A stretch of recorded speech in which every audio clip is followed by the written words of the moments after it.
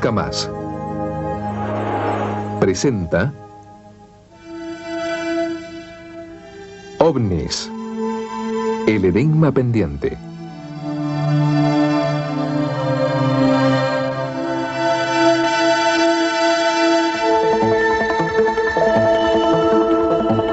Este es nuestro hogar, nuestro mundo. En él nacemos, sentimos, luchamos, amamos y morimos. Toda la existencia, al menos aquella de la que tenemos conciencia, se desarrolla aquí, en este planeta tibio y acogedor. Más allá, el cielo, el dilatado vacío que cada noche se adorna con millones de estrellas. Es entonces cuando nuestro mundo más se asemeja a una isla perdida en el más ilimitado de los océanos. No es extraño que el hombre se haya sentido solo y en su mente fraguara la idea de que al otro lado de las nubes no existe más que el silencio de un helado universo ausente de vida. Nadie puede venir desde ese negro horizonte de estrellas, porque nadie hay en el inmenso cosmos excepto nosotros, a no ser que, pese a todo, no estemos solos, y otras gentes de otros rincones del espacio hayan encontrado la forma de llegar hasta aquí. Y eso es lo que, al menos aparentemente, está sucediendo. A falta de otro término más descriptivo, utilizamos el de OVNIS, objetos voladores no identificados, para referirnos a lo que miles de testigos en todo el mundo cuentan haber visto. Vehículos de origen y tecnología desconocidos que cruzan nuestros cielos y aterrizan en nuestros campos. Están fuera de toda lógica. La ciencia oficial no admite su presencia. Nunca deberían estar ahí, pero aparecen y pueden ser fotografiados o filmados, como estos objetos que se encontraban parados sobre unas casas de Bélgica. Recortados en el cielo, eran tan solo unos puntos de luz, de origen y función desconocidas. Los veremos mejor a cámara lenta. No parecen focos, sino el desprendimiento de algún tipo de energía. Tampoco puede hablarse de un objeto, ya que tan solo lo que apreciamos es luz. Luz que gira como la de otro ovni, filmado en Brasil, que supone una de las más increíbles filmaciones de un ovni jamás realizada. Fue filmado en Sao Paulo el 29 de mayo de 1986 por una productora de video que hacía un comercial. Se encontraban sobre un edificio y dominaban un amplio horizonte. De repente, observaron a lo lejos una luz. El operador de cámara pudo rodar durante varios minutos las evoluciones del ovni. Era como una bola de fuego. No emitía luz, sino una especie de energía que giraba alrededor del objeto y que cambiaba de color, del amarillo al rojo. La luna se encontraba situada a la derecha y al acercarla con el zoom puede apreciarse su tono blanco sin destellos aparentes. El ovni era otra cosa. El operador efectuó varios desenfoques para apreciar la exacta distancia al objeto. En un momento determinado, el ovni se alejó y dejó de brillar alternativamente. Luego, finalmente, desapareció. Los ovnis son un fenómeno que para unos no traspasa los límites de lo meramente psicológico y para otros es tan material y tangible como nuestros aviones. Un fenómeno que es susceptible de múltiples interpretaciones, pero que ha encontrado eco en las propias universidades, sirviendo de tema para conferencias, coloquios o encendidos debates. Y también los gobiernos de los distintos países han destinado tiempo y grandes presupuestos a su estudio.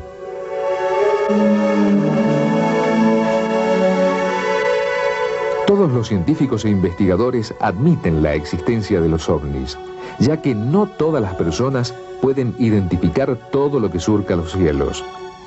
La polémica surge cuando se intenta interpretar los fenómenos. Para los escépticos, los ovnis son producidos por histerias de masas o nervios de guerra. trampas de personas que buscan publicidad, personalidades psicopatológicas e interpretación errónea de objetos conocidos y explicables racionalmente. Para otros, los ovnis no son de nuestro planeta, surgiendo con ello las más increíbles teorías. A pesar de todo, los ovnis parece están ahí, adoptando casi cualquier forma imaginable, aunque predominen la cilíndrica, la esférica y sobre todo esa forma circular y convexa que les ha proporcionado el ya inamovible nombre de platos voladores. El comienzo de esta historia, al menos en lo que se refiere a la época contemporánea, es de sobra conocido por cualquier seguidor del tema. Fue el martes 24 de junio de 1947 a las 2 de la tarde. Ese día, este hombre, Kenneth Arnold, que había despegado con su avioneta del pequeño aeródromo de Chehalis con dirección a Yakima, en el estado de Washington, tuvo un encuentro que pasaría a la historia. Volando a una altitud de 2.800 metros sobre el monte Rainier, Arnold vio a su izquierda algo que le llamó la atención. Una formación de 9 objetos brillantes. Pensó que sería un nuevo prototipo de aviones, pero una observación más detenida le permitió comprobar que carecían de alas y que no tenían ni hélices ni toberas.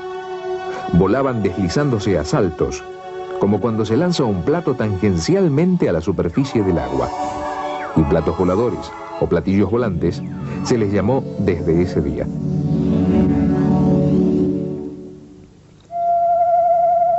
En realidad no fue ese el primer avistamiento. 3 días antes, una patrulla de guardacostas de la isla de Maury, también en el estado de Washington, vieron 6 ovnis de enormes dimensiones. 2 semanas después, un reportero del Louisville Times de Kentucky obtenía esta fotografía, probablemente la primera que se publicaba en un periódico. En ella se ve claramente el rastro luminoso dejado por 2 ovnis de forma circular. Durante ese año y los siguientes, aquellos misteriosos objetos prodigaron sus apariciones, a veces con descaro, como si estuvieran interesados en ser vistos, y otras fugazmente, sobre zonas apenas habitadas, en una especie de juego cuya razón desconocemos y que aún, casi 50 años después, continúa.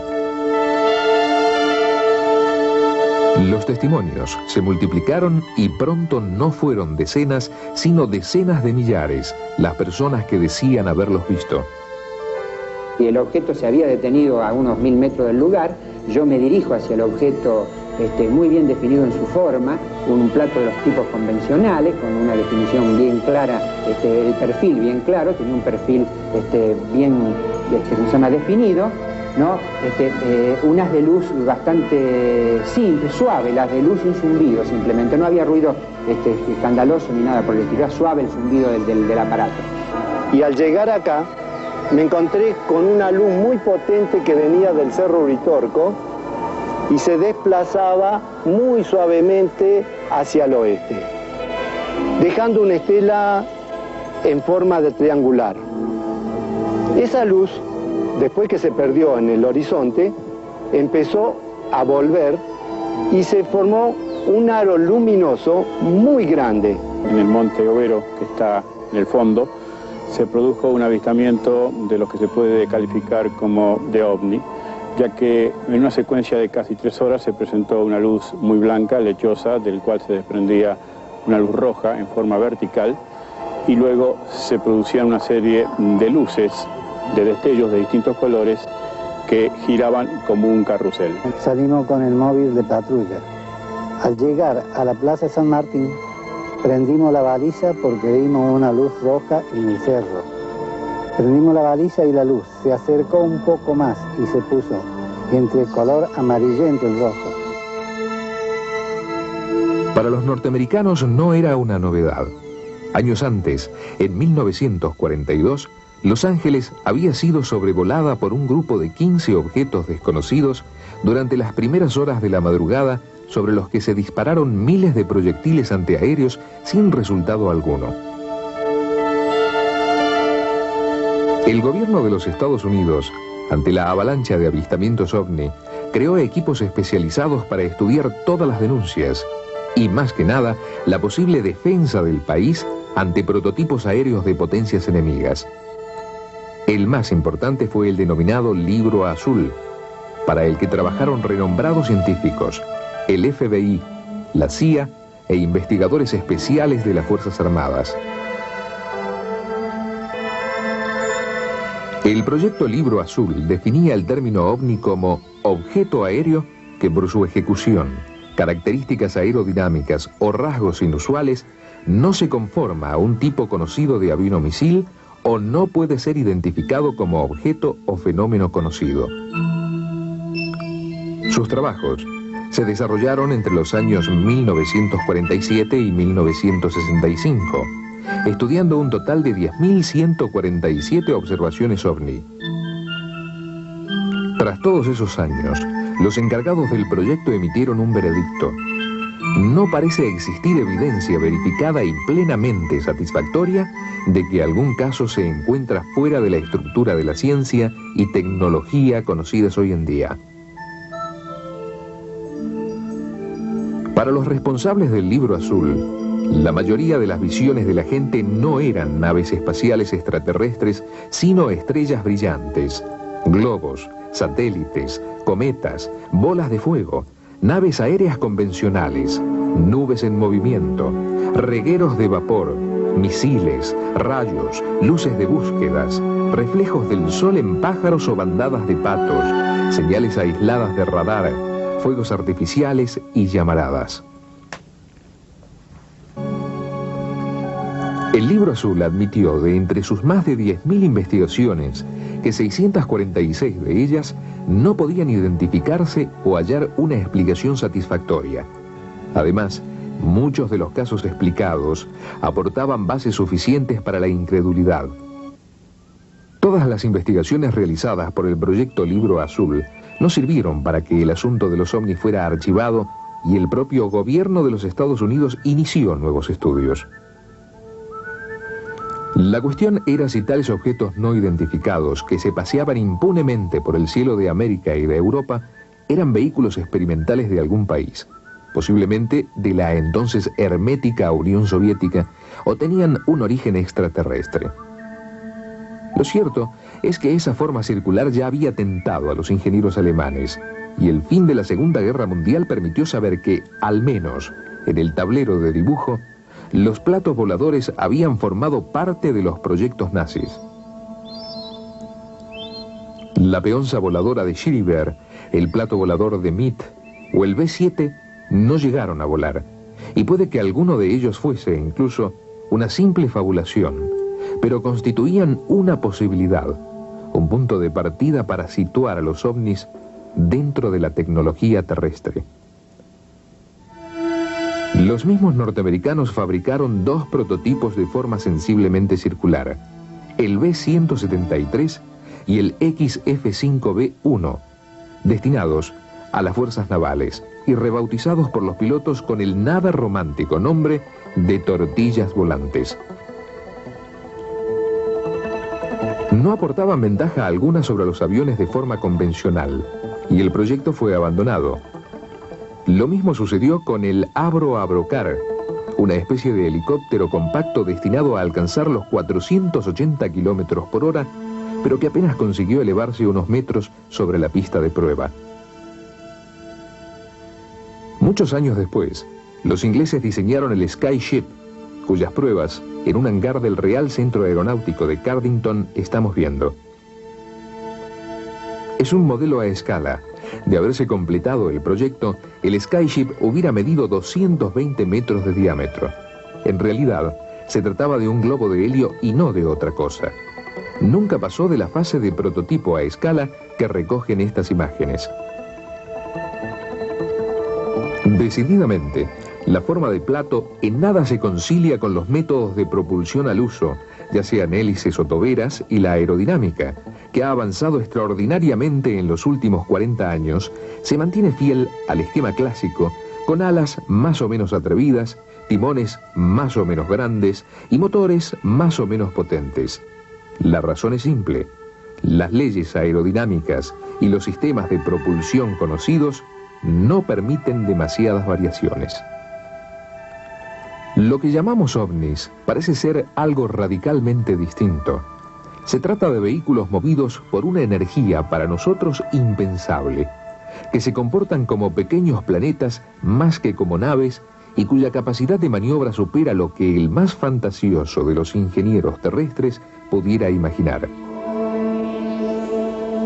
Sin embargo, a pesar de las evidencias y de los millones de testigos, los ovnis siguen sin ser aceptados como una realidad para aquellos que anteponen las leyes físicas conocidas a los hechos, cuando estos vulneran el orden científico establecido.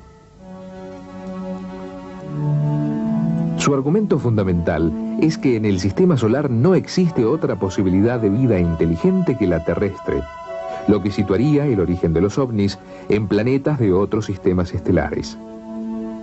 En el caso sumamente improbable de que hubiese otras especies inteligentes en el universo, las distancias a recorrer son tan inmensas que aunque las naves alcanzaran velocidades fantásticas, tardarían siglos o milenios en llegar hasta aquí.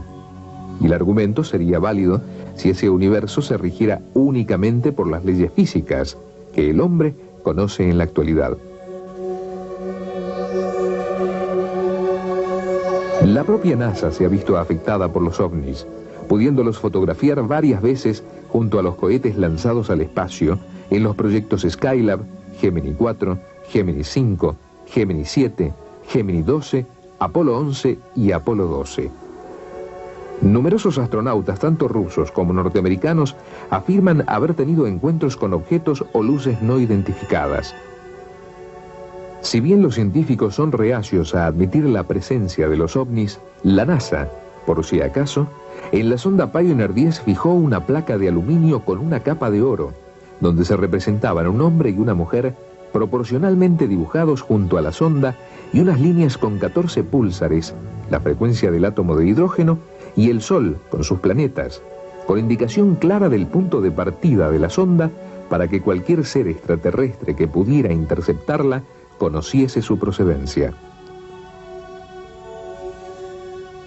La saga de los contactados se inició con este hombre, George Adamski, un norteamericano de ascendencia polaca que el 20 de noviembre de 1952 entró en contacto con un presunto venusiano de larga cabellera y aspecto angelical. Su historia es increíble, por eso los investigadores del fenómeno ovni le dieron la espalda. Sus fotografías, tomadas en el transcurso de numerosas citas, resultaron demasiado perfectas para ser auténticas. Aquellas naves, con una cúpula dotada de ventanillas procedentes de otras gigantescas de forma cilíndrica, parecían excesivamente teatrales, como lo eran los mensajes que recibía de sus amigos extraterrestres, preocupados por las pruebas nucleares y los destrozos ecológicos sufridos por el planeta. Parece evidente que se trataba de un engaño, entre otras cosas porque Venus no resulta un planeta confortable para ningún ser vivo, por muy angelical que sea su apariencia. Pero, ¿era Adamski el que pretendió engañar a la gente? ¿O era él la víctima de un engaño y se limitaba a transmitir lo que ellos, los supuestos venusianos, le contaban? No es una posibilidad a desdeñar, porque en 1954, dos niños ingleses obtuvieron esta borrosa fotografía de una nave que a primera vista recuerda a las de Adamski, y cuya semejanza se hace patente en esta proyección ortogonal realizada por el ingeniero Leonard Kramp. Este es Edward Meyer, un contactado suizo tan controvertido como lo fuera Adamski en su tiempo. Su contacto se inició el 28 de enero de 1975 a las 2:12 de la tarde en las inmediaciones de Hinwell, en el cantón suizo de Zurich. Desde esa fecha ha mantenido más de 100 entrevistas con ellos, obteniendo innumerables fotografías y filmaciones. Adaptados a la época actual, los tripulantes de estas naves no dicen proceder de nuestro sistema solar, sino de mucho más lejos, de un planeta llamado Erra, del sistema Taigueta en la Pléyades. Su mensaje es también más coherente, puesto que no pretenden adoctrinarnos, sino simplemente que nos vayamos acostumbrando progresivamente a su presencia. Hablan del hiperespacio y del espacio sin tiempo, y afirman que es posible recorrer distancias interestelares en pocos minutos. En las filmaciones obtenidas por Meyer, puede verse cómo esas naves desaparecen de un fotograma a otro, coincidiendo con lo que afirman muchos testigos, que describen la repentina ausencia del ovni que estaban contemplando como una brusca desaparición sin más. Son las mejores filmaciones y fotografías obtenidas hasta ahora, y por ello, las que más se han estudiado. La posibilidad del trucaje siempre ha estado presente en todos los investigadores que han hablado con él y que han examinado las pruebas. Aunque han pasado 20 años, nadie ha conseguido desprestigiarle. La simpleza de su cámara de fotos y de película de 8 milímetros abre un enorme interrogante sobre cómo un hombre que le falta un brazo pudo falsear las tomas. Y no son pruebas superficiales, como este ovni filmado que no se mueve mientras el aire agita las ramas del árbol, o como este otro, que aparece detrás de las ramas de un árbol haciendo imposible el modelo a escala, o como este otro, que un momento determinado de su trayectoria refleja sobre la cúpula la luz del sol. Las fotos de Meyer han sido sometidas a todas las posibles investigaciones que la técnica puede aportar. Meyer es el último gran contactado por el momento, pero es solo la punta de un iceberg.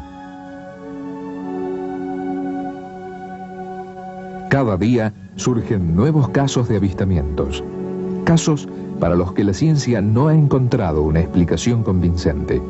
Por eso, el caso OVNIS sigue siendo un enigma pendiente.